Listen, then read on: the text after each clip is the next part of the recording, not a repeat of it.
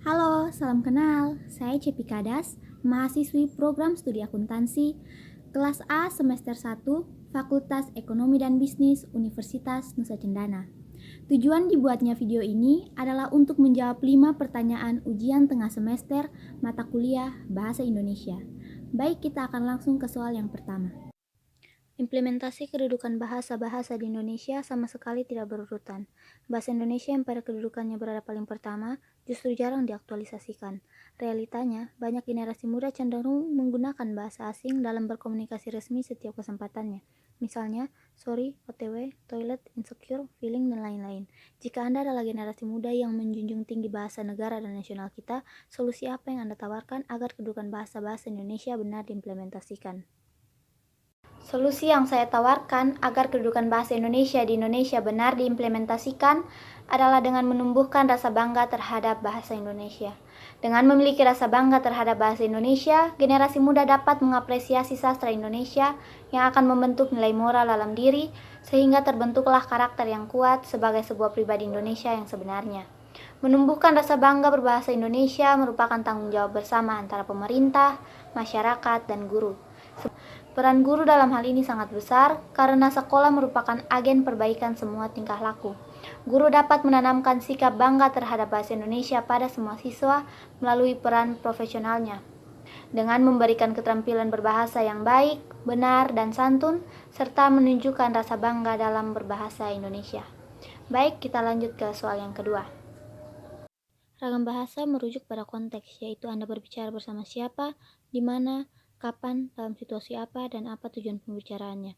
Dengan demikian, ragam bahasa bersifat fleksibel, namun tidak menutup kemungkinan bahwa masih ada kekeliruan dalam mengaktualisasikan ragam bahasa. Apa yang Anda lakukan jika Anda berada bersama lawan bicara yang keliru menerapkan ragam bahasa saat berkomunikasi dengan Anda? Jika pernyataan Anda ternyata direspon dengan sok pintar, apa pembelaan yang tidak menyinggung perasaan lawan bicaramu? Yang akan saya lakukan jika berada bersama lawan bicara yang keliru menerapkan ragam bahasa adalah mengoreksi langsung dan mengulangi apa yang dibicarakan oleh lawan bicara sesuai dengan ketepatan ragam bahasa. Jika pernyataan saya ternyata direspon dengan sok pintar, maka respon saya ialah dengan memberi pengertian kepadanya, yakni sebagai warga negara Indonesia yang menjunjung tinggi bahasa Indonesia, kita harus mengerti dan memahami ragam bahasa kita. Bukan hanya sekedar mengerti dan memahami, tetapi kita juga harus menerapkannya dalam kehidupan sehari-hari. Baik, kita akan lanjut ke soal yang ketiga. Kesalahan penulisan atau pengetikan dalam bahasa Indonesia tidak diterima sebagai bentuk kekeliruan, tetapi keterlaluan. Misalnya, Anda mengetik kata malam, tetapi yang Anda ketik makam.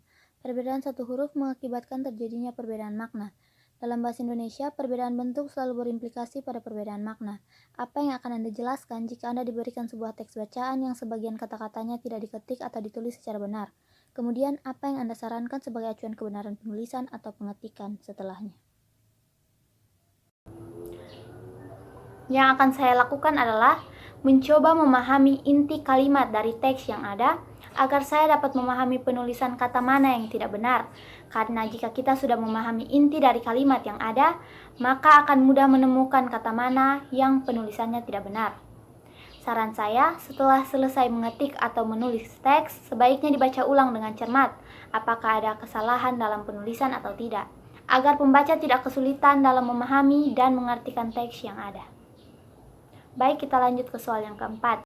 Carilah dan tulislah paling kurang 15 kata yang salah, kemudian ubahlah menjadi benar yang disertai dengan alasannya. Setelahnya, Anda memberikan penjelasan secara lengkap tentang 3 kaidah bentuk dan diksi. Yang pertama yang benar adalah tolok ukur. Alasannya dalam KBBI, tolak artinya dorong, sedangkan tolok artinya banding. Yang kedua yang benar adalah silakan. Alasannya, dalam KBBI tidak ditemukan kata dasar sila, namun adanya kata sila. Kata sila itu sendiri memiliki artian sudilah kiranya, yaitu kata perintah yang halus. Yang ketiga yang benar adalah antre.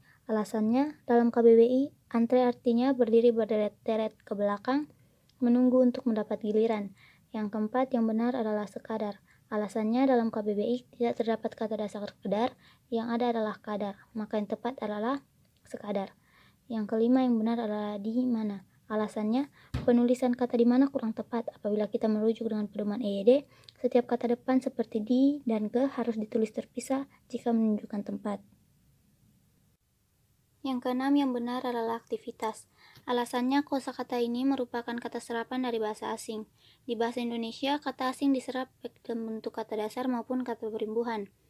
Sesuai kaidah, imbuhan asing yang berakhiran ITY akan diserap bersama kata dasarnya.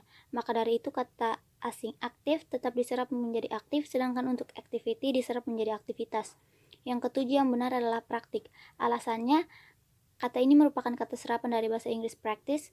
Untuk setiap kata yang memiliki akhiran IC, maka perubahan yang tepat ke dalam bahasa Indonesia menggunakan IKA, sehingga penulisan yang tepat adalah praktik. Yang kesembilan yang benar adalah analisis. Alasannya, kata ini merupakan kata serapan dari bahasa Inggris yaitu analysis. Dalam penyerapan ke dalam bahasa Indonesia, akhiran YSIS berubah menjadi ISIS. Kesembilan yang benar adalah nasihat. Alasannya, kata ini merupakan kata serapan dari bahasa Arab, karena dalam penyerapan bahasa Arab ke bahasa Indonesia yang berkaitan dengan perubahan bunyi huruf harus disesuaikan dengan ciri khas Indonesia melafalkannya. Maka dari itu, penulisan huruf vokal yang tepat menggunakan I, bukan E. Yang ke-10 yang benar adalah tetapi. Alasannya, dalam KBBI, kata tapi ditulis sebagai bentuk tidak baku dari kata tetapi. Yang ke-11 yang benar adalah terima kasih. Alasannya, kata terima kasih tidak ditemukan dalam KBBI, sedangkan kata terima kasih artinya rasa syukur. Yang ke-12 yang benar adalah realitas. Alasannya, dalam KBBI, kata realita ditulis sebagai bentuk tidak baku dari kata realitas. Yang ke-13 yang benar adalah hoax. Alasannya, kata hoax tidak ditemukan dalam KBBI, sedangkan kata hoax artinya informasi bohong. Yang ke-14 yang benar adalah lubang.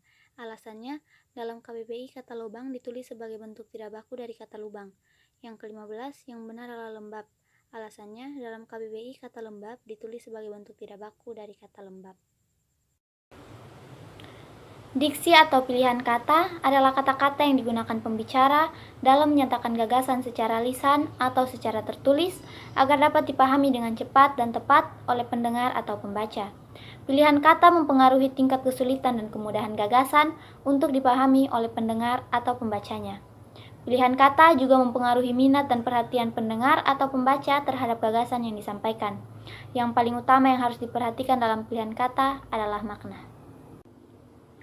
Pilihan kata atau diksi harus berdasarkan 3 tolok ukur, yakni ketepatan, kebenaran, dan kelaziman. Yang pertama, ketepatan. Kata yang tepat adalah kata yang mempunyai makna yang dapat mengungkapkan informasi sesuai dengan gagasan pemakai bahasa. Pemakaian kata secara tepat akan memungkinkan orang dengan cepat memahami gagasan yang disampaikan oleh pembicara atau penulis. Yang kedua, kebenaran. Kata yang benar adalah kata yang diucapkan atau ditulis sesuai dengan bentuk yang benar atau kaidah yang baku. Pemilihan kata secara benar meliputi aspek pelafalan, pengejaan, dan pembentukan kata. Yang ketiga, kelaziman. Kata yang lazim adalah kata yang biasa digunakan untuk mengungkapkan gagasan tertentu. Lazim maksudnya penggunaan bentuk bahasa tertentu terjadi karena pemakaian yang berulang-ulang. Baik, kita lanjut ke soal yang kelima. Carilah dan tulislah paling kurang 5 kalimat yang tidak efektif, kemudian ubahlah menjadi efektif yang disertai dengan penjelasannya. Yang pertama, mengapa kalimat yang pertama salah? Karena kata sejak dan dari adalah sinonim, sehingga penggunaan salah satunya saja sudah cukup. Yang kedua, hadirin sekalian dimohon berdiri. Salah. Yang benar adalah hadirin dimohon berdiri. Mengapa kalimat yang pertama salah? Karena kata hadirin sudah bermakna jamak, sehingga tidak perlu menambahkan kata sekalian setelah kata hadirin. Yang ketiga, karena dia tidak diundang, dia tidak datang ke acara itu. Salah. Yang benar adalah karena tidak diundang, dia tidak datang ke acara itu. Mengapa kalimat yang pertama salah? Karena tidak perlu mengulang kata dia, untuk menghemat kata. Yang keempat, penyusunan laporan itu saya dibantu oleh para dosen. Salah. Yang benar adalah dalam menyusun laporan itu saya dibantu oleh para dosen. Mengapa kalimat yang pertama salah? Karena terdapat 2 subjek, yakni penyusunan laporan itu dan saya. Yang kelima, sekolah kami yang terletak di depan bioskop Surya. Salah. Yang benar adalah sekolah kami terletak di depan bioskop Surya. Mengapa kalimat yang pertama salah? karena predikat kalimat tidak didahului kata yang.